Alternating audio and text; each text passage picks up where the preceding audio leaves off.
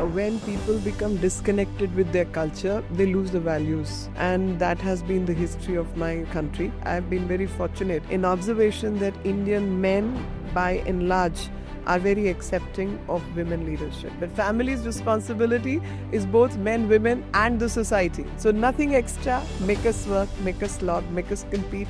That's all we want. We want a fair decision on these policies. And mothers are such big role models that they can actually mold the society.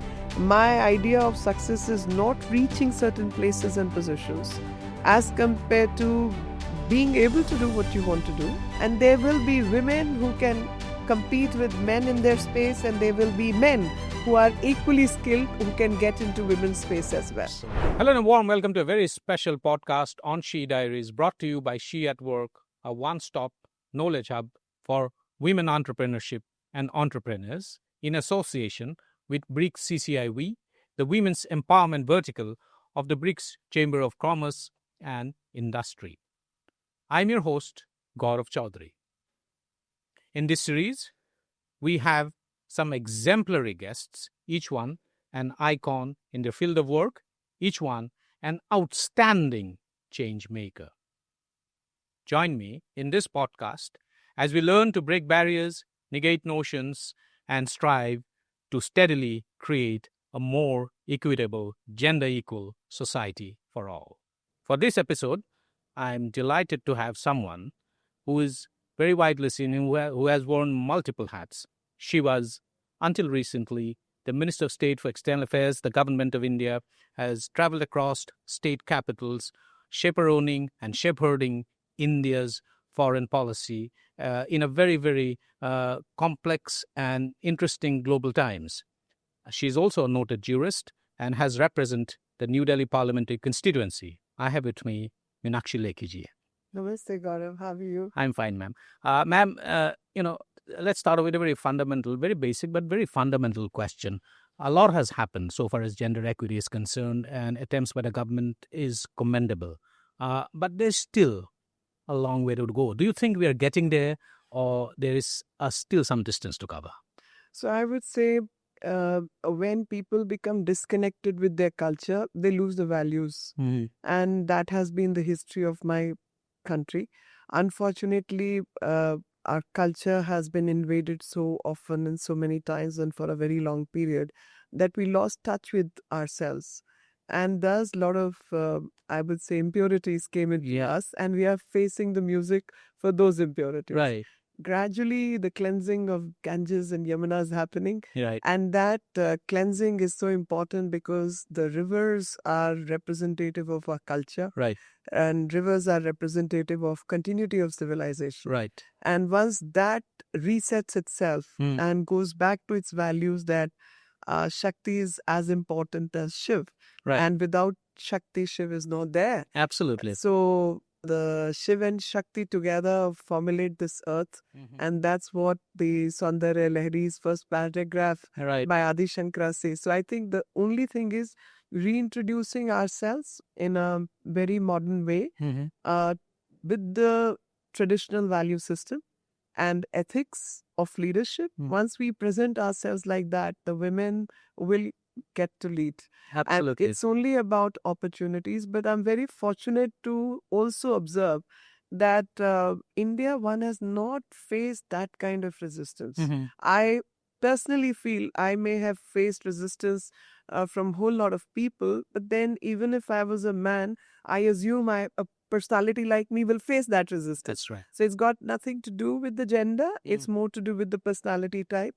And no man would have also reached positions without facing resistance. That's right. So whether it's man or a woman, you do face resistance, but resistance on account of gender is something I can very well say that I've been very fortunate in observation that Indian men, by and large, are very accepting of women leadership. That's true.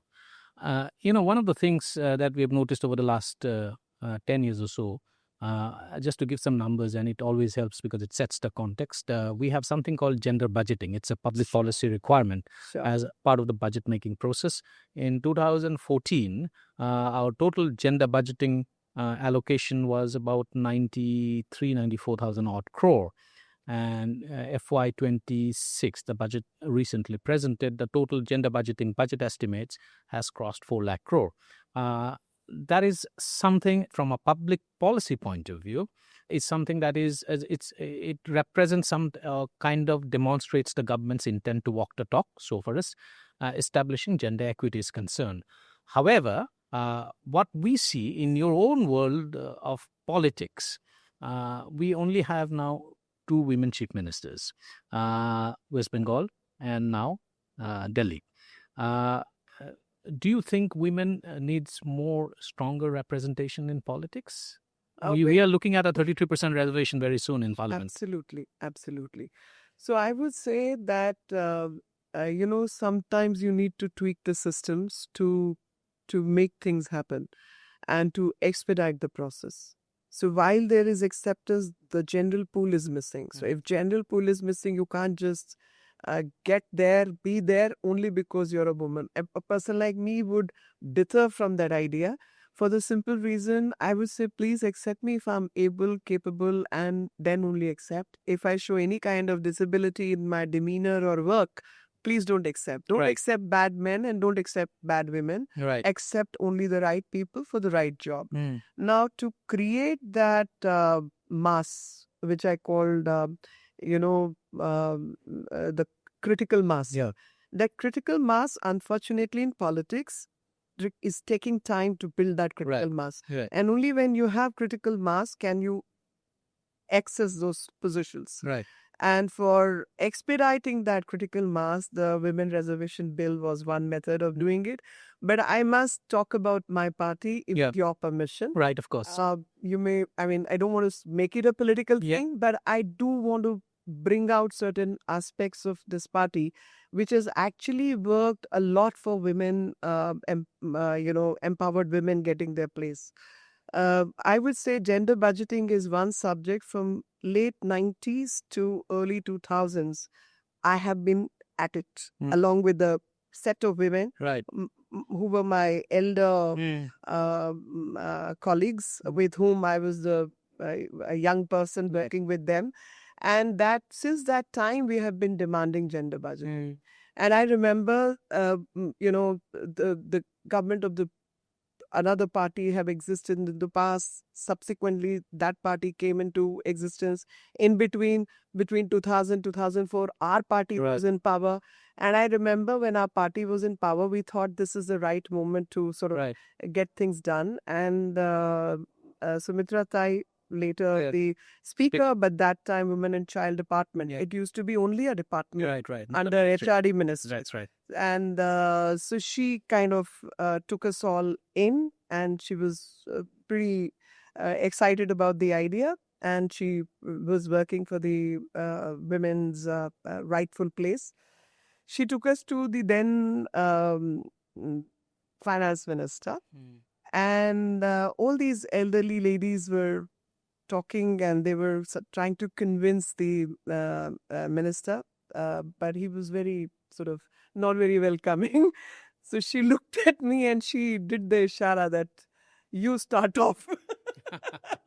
So then I started off on this subject and rattled out the numbers and trying to give the picture that whenever you're talking about gender budgeting, the entire money is going to programs like ICD and all, which are not based, which are doing nothing for the women, but they are working for the family. But family's responsibility is both men, women, and the society. But women per se, on their account, get nothing in return. So when we talk about gender budgeting, it has to be part of every budget. So all ministries across, you mark a certain budget exclusively for women. And this gentleman was pretty aghast at the idea. But I'm so glad and so grateful that 2014, I've contested elections myself, and our government came to power, and they were accepting and welcoming of this idea. So throughout a period of 20 years or so, we have been at it. And it only got accepted post 2014. And one sentence which I would always use, and that was that, please stop women empowerment. We need no empowerment. We are pretty empowered lot. but only when you give opportunity to women, the society will get empowered and Absolutely. country will get empowered. So let's give more opportunity, respect and dignity to women. That's all they seek. They are not looking for anything extra. So nothing extra. Make us work, make us slog, make us compete. That's all we want. We want a fair decision on these policies. But I'm very grateful to the present government, especially led by Honorable Prime Minister, who has picked up on all these ideas. And I was recently traveling outside the country and they asked me, how come a man like him? Because we had a different idea about his governance, that it's a tough government. And so the idea of right there is very different from idea of right here. I say the right here is very liberal because our context of the culture sets it all. Right. And usually men are impacted by their mothers. Right. And if the mother's influence is so strong that she actually makes a man of the belligerent boy, he will behave himself. So I think mother's influence is what works on most men. And I, as a mother and a wife, I see that every time that mothers are such big role models that they can actually mold the society. And that role, God has only destined women for. Absolutely. No man can do that job. So women's role in 2047 India, empowered India, a balanced society, a developed India, women need to play their role. Absolutely. And just for the sake of context, in 2018, the government came out with the public procurement policy from MSMEs, where the government made it mandatory that 25% of all public procurement has to be from MSMEs. Within that, a certain portion is now reserved for women. It's over the last 6 years, since the time this program has been in place, I think public procurement from women-led enterprises have reached close to 3%, which is a significant number in terms of value. Which brings me to the next question. One of the ways of empowering people is also through enterprise building, 100%. through entrepreneurship. Absolutely. What do you think that we see a lot of India is almost like the startup capital of the world. So many unicorns, very good. Speaks a lot about India's entrepreneurial culture and also rising risk-taking ability. Having said that, however, most of the successful startups that we talk about, essentially those that hit the headlines, are led by men. I think it's about time to also have a few very, very successful women-led, I'm not saying women-centric, but women-led startup success stories, isn't it? So there are a couple of success stories, even in unicorns, amongst the unicorns, which are women-led. Yeah. But I must say, again, it all boils down to the critical mass. The critical mass of women entrepreneur in that segment is very, very essential. Though we have about 45% of women in STEM, but a whole lot of them get into, teaching. Right. Get into a different kind of work. Right. Not that work is less important. That work is equally important and very important. But to be an entrepreneur, sometimes you see the uncertainty, background, family, work-life balance, children, so many other social factors. Do you think existing social structures is some kind of a barrier for us? I wouldn't call it a barrier. Because given a choice, I have been at that stage. Yeah. I have been a mom, and nothing will give me more pleasure than spending time with my children. I'll be very honest about it.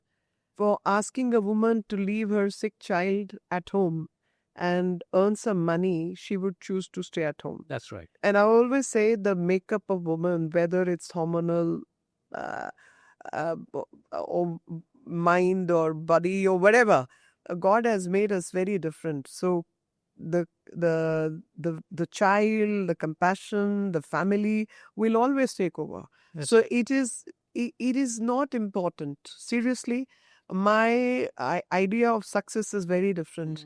My idea of success is not reaching certain places and positions as compared to being able to do what you want to do living a happy life, you not to run after any goal or things. Wherever you find your comfort, that's where the comfort has to be. So when we look at, say, women from rural sector, which are higher in number in terms of working class, working women are more in the rural sector. The more comfortable you get, at times you choose X sort of life over Y kind of life. Uh, Entrepreneurship is tough. And between a man and a woman, if the choice needs to be made, sometimes women will make a choice in favor of the family and let man do the earning. Right. Uh, and it's not a compulsion. I don't want to make it look like a compulsion. It is choice based also. Right. So while women could have got a maid to look after the child, a daycare center, and work the same way, but many women will choose a lesser harsh job, spend some time with the child, do some work from home, have easy time, maybe earn little less, but they will prefer that over, highly competitive job. So women's success need not be judged from this respect. That's right. I think the judgment has to be more about how comfortable they are doing what they are doing. Right. And I'm very grateful. And that doesn't mean that men or society can exploit them for cheap labor or for no work or make them sit at home. No, that is not the idea.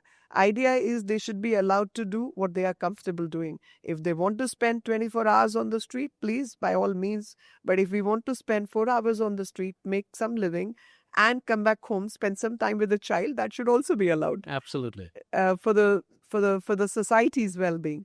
So I think the challenges, and I call it biological challenge. You have a reproductive age. Your maternal instincts and hormones are taking over everything. You have family social responsibility, and sometimes social responsibilities force women to take on the job also, to take on the entrepreneurship also, Right. to take on the work as well, because there is no one else in the family. The daughters will take over, daughter-in-laws will take over, wives will take over. Right. Because men are simply not there or have some other kind of disability. That's right. So I wish that our parameters of judging change. Right. So when we say Lakpati Didis coming from the distant rural background, I feel very happy looking at those cheerful faces. Right. And whole lot of them are, school educated. Whole lot of them never thought they will get some money, but they are happy getting 1 lakh of rupees. They're happy making 12 lakh rupees a month, to 12 lakh rupees a year. Yeah. They are happy with that money. Forcing them to say, no, you can make 10 million or you can make 1 million plus every month, but you have to leave your village, you have to leave your children. I think that doesn't make sense to me. I think the idea has to be allow women the space where they are comfortable. Right. And allow them economic empowerment, which is substantial, which is good for them to have the confidence to live life on their terms. And that's where the balancing act comes in. Right. Very well said, actually, because also, to a large extent on the perspective of ambition.